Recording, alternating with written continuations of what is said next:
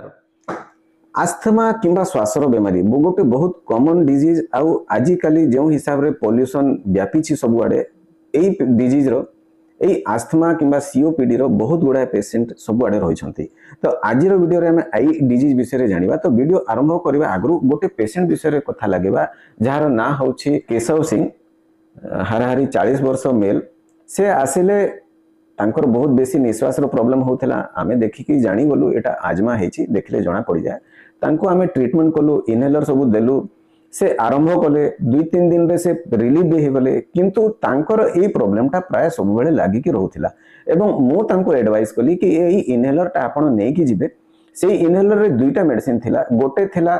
Salbutamol आउ गोटे थिला बुडेसोनाइड। बुडेसोनाइड पार्टा अछि सेटा होछि स्टेरॉइड इनहेलर। तो आमे तांकु देलु से किछि दिन नेले किंतु तापरे कोन बुझाबुझी कले तांको गाँ रे से इनहेलरटा छाड़ देले एवं पुणी 15 दिन पर पुणी मो पाखक आसिले किंतु सेते बेले तांकर आजमाटा बहुत बेसी बढ़ी जाइतिला एवं तांकु हमकु एडमिट करियाकु पड़िला। तांकु दिने 2 दिन आईसीयू रे रखियाकु पड़िला, ऑक्सीजन देबाकु पड़िला एवं तापरे से 5-7 दिन पर नॉर्मल हेकी तांकु आमे पुणी डिस्चार्ज कलु। तापरे तांकु आउथरे भलो की बुझेली तापरे सेबे ठु से इनहेलर रेगुलर नउछंती एवं एबे से भलो अछंती। तो बहुत पेशेंट एई आजमा बेमारीटा को भलो की ट्रीटमेंट करंती नाही, भलो की बुझंती नाही एवं बहुत गुड़ाए भूल करंती। तो सबु जिंस विषय आज आमे एई वीडियो रे जानिबा। तो आसंतु वीडियोटा आरंभ करबा। मु होची डॉक्टर एसके लाट एवं आपण देखुछंती चैनल पेशेंट एजुकेशन। जदि चैनल रे नुआ अछंती याकू सब्सक्राइब कर देबे, वीडियो देखला परे भल लागले ताकू लाइक एवं शेयर मध्य कर देबे। तो देखंतु आजमाटा कोन, आजमा रे कोन हुए जेते बेले भी कोनोसी एलर्जेन जेमति धूली माटी हो, ठंडा पानी हो, कोनोसी पोकर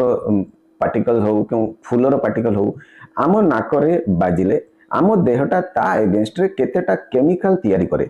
सेई केमिकलटा एक्चुअल रे सेई एलर्जेन को मारिबा पई थाए किंतु आम लंग्स भितरे कोन हुए सेई केमिकल गुडा बेसी बाहरले आमर छाती रो जो श्वास नळी गुडा अछि से गुडा संकुचित हो जाए एवं संकुचित हेकी से भलो की निश्वास प्रश्वास आमको नेबाकू दिए नाही, जोंथि पई आमको निश्वास रे असुविधा, काश, कफ इत्यादि हेई थाए। जदि एई प्रोसेसटा बेसी सीवियर हे जबो एवं बहुत दिन जाय लागी रहिबो ताहेले कोन होय एई केमिकलटा हमर लंग्स भितरे पूरा पूरी भर्ती हे जाए, जोंटा कि आमको इमीडिएट निश्वास नेबारे प्रॉब्लम तो करे ही ता संगरे सेई श्वास नळीटा को धीरे धीरे परमानेंटली संकुचित कर दिए, जोंथि पई सेटा वर्ष वर्ष धरी आगो को आहुरी संकुचित होबाटा बढ़ी जाए एवं गोटे समय आसे जोंथिरे आमे मेडिसिन नेले भी सेटा आउ काम करे नाही एवं हमर लंग्सटा परमानेंटली डैमेज हो जाए एवं हमको फ्यूचर रे निश्वास नेबारे बहुत बेसी प्रॉब्लम हुए। बारंबार एडमिट भी हेबाकू पड़े एवं बहुत थर एडमिशन हेकी भी एई कामटा हुए नाही। तो मने रखंतु एथिरे दुईटा जिंस हुए जेते बेले एई श्वास नळी रे केमिकलटा तैयारी हुए। गोटे तो निश्वास नेबारो प्रॉब्लम करे, 2 नंबर जिंस एई श्वास नळी को धीरे धीरे परमानेंट डैमेज भी कर दिए। तो मु आगु को जेमती वीडियो रे बढ़ीबी एई दुईटा जिंस आपन को आउ थरे कहबी सेते बेले आपन एई जिंसटा को मने पकेबे।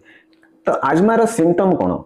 आजमार सिम्पटम होछि काश, काश रे कफ, निश्वास नेबारे असुविधा, निश्वास रे चें चें किबा गड़ गड़ साउंड हेबाटा एवं चालिले निश्वास फुलिबाटा, चेस्ट टाइटनेस हेबाटा इत्यादि होछि आजमार सिम्पटम। कारण देखंतु जेमति मु आगु कहि सारछि जे कोनोसी पदार्थ जेउथिरु आपनको एलर्जी हुए सेथिरे आपनकर आजमा ट्रिगर हे पारे। जेमिति धूली माटी होछि, गाई गोबर होछि, गछ फूलर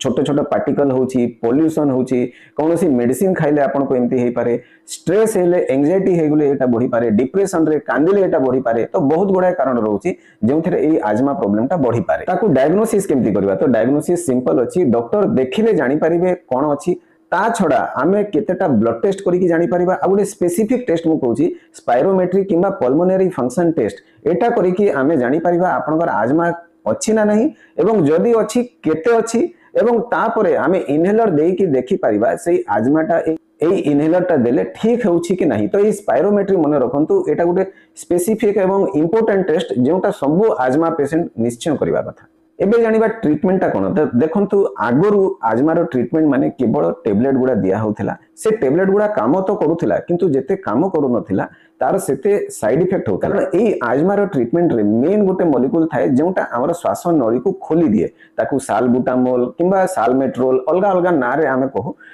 तार काम कोन अछि से आपनकर श्वास नळीटा को खोली देबो किंतु तार गोटे साइड इफेक्ट अछि। जदि एटा ब्लड माध्यम रे हमर देह रे व्यापी जाए ताहेले हमको छाती धड़धड़ हेबा, देह हाथ थरिबा, आमको एंजाइटी भलिया लागिबा आमको निद न आसीबा ए सब जिंस तार साइड इफेक्ट रहउथिला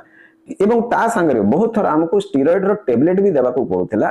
जार भी अलग साइड इफेक्ट थिला जेमति कि डायबिटीज हेबाटा ओजन बढ़िबाटा इन्फेक्शन हेबाटा गैस्ट्रिक हेबाटा इत्यादि तो गला 20 रु 25 वर्ष हेलानी एई आजमा रो ट्रीटमेंट टा कंप्लीटली चेंज हे जाईछि आगुरु जोंटा केवल टेबलेट माध्यम रे करा जाउतला एबे ता जगह रे इनहेलर आसी गलानी तो एई दुईटा मेडिसिन जोंटा मु कहली साल्बुटामॉल एवं बुडेसोनाइड ए दुईटा मेडिसिन आमे इनहेलर माध्यम रे देले कोन हुए हमर जो तार भलो गुणटा थिला सेटा हमकु काम रे आसे एवं तार जो दुर्गुण किंबा साइड इफेक्ट थिला से साइड इफेक्ट गुडा पूरा पूरी सरी गला कारण आमे जो मेडिसिन टा नेलु सेटा डायरेक्ट हमर चेस्ट भीतर को गला तो हमर निश्वास नळीटा भलो की खोला ही गला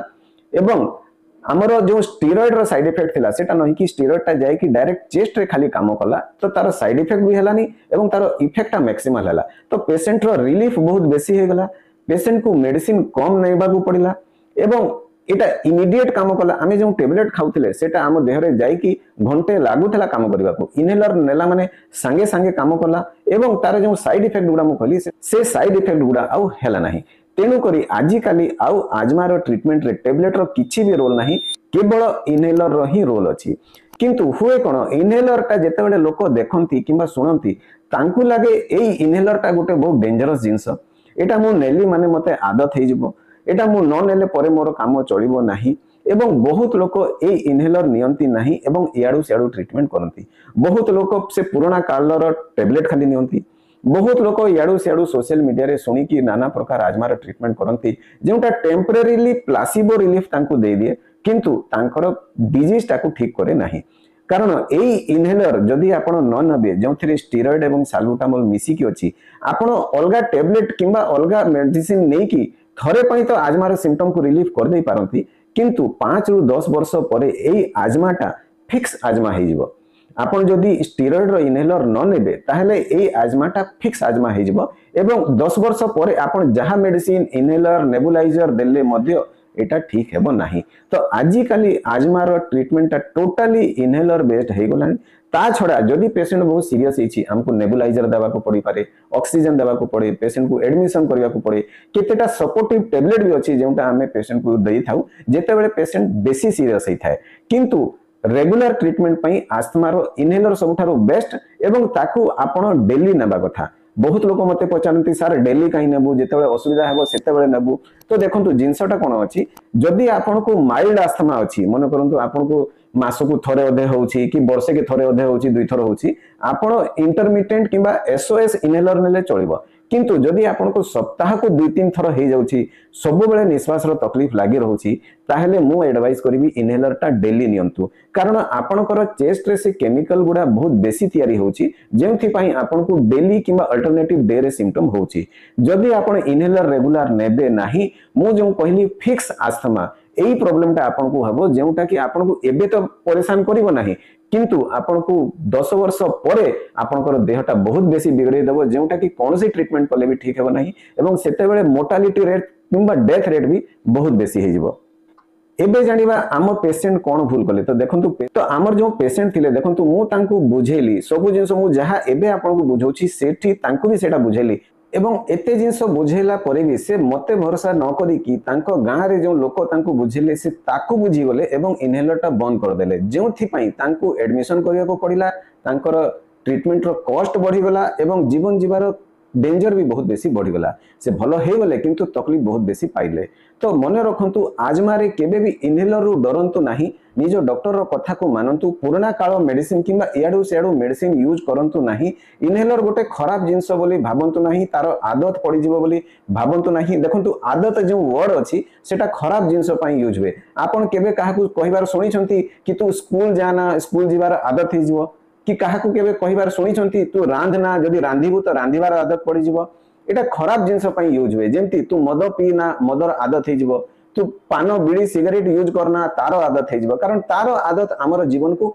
डेंजर रे पकई पारे किंतु आजमा रे इनहेलर आपण जदी नेबे सेतर आदत हुए नाही सेटा को जदी आपण रेगुलर नउछंती फ्यूचर रे आपणकर जीवन बंचिबो तार आदत पड़ाटा भल एवं ताकू आदत कह जाएनी ताकू तार ट्रीटमेंट कह जाए। तो मन रखु आजमा जदि आपन को रेगुलर हो रही ताहले आपण निश्चय इनहेलर टाकू यूज करंतु एवं ताठू केबे भी डरंतु नाही, अलगा लोकन को कथा सुनंतु नाही। आउ गोटे कथा एठी कहूची आजमा जदि अछि स्पायरोमेट्री चेक डॉक्टर को पचारि की करंतु। मझे मझे आम क्लिनिक रे आमे फ्री कैंप भी ऑर्गेनाइज करि थाउ। आपण ए चैनल संगे जोड़ा हे के रहिले आपण को से इन्फॉर्मेशन टा एठी भी मिलिबो। आपण चाहिले आसी की से स्पायरोमेट्री टेस्ट टा फ्री रे भी करे पारिबे। आशा करछि ए वीडियो रो आपण बहुत किछि जिंस सिखि पारथिबे एवं आपण को लागुथबो ए वीडियोटा आपण को हेल्प करिवो। जदि सिखि पारथिबे मते कमेंट बॉक्स रे निश्चय लिखिबे। जदि वीडियोटा भल लागिथबो ताकू फ्रेंड्स एंड फैमिली संगे शेयर भी कर देबे तो बहुत आजमा रोगी निज जीवन को बंची पारिबे। नाना प्रकार खर्च एवं फ्यूचर रे तांकर लाइफ रो रिस्क भी से बंची पारिबे। तो वीडियोटा ए पर्यंत देखिबा पई आपनकर बहुत बहुत धन्यवाद।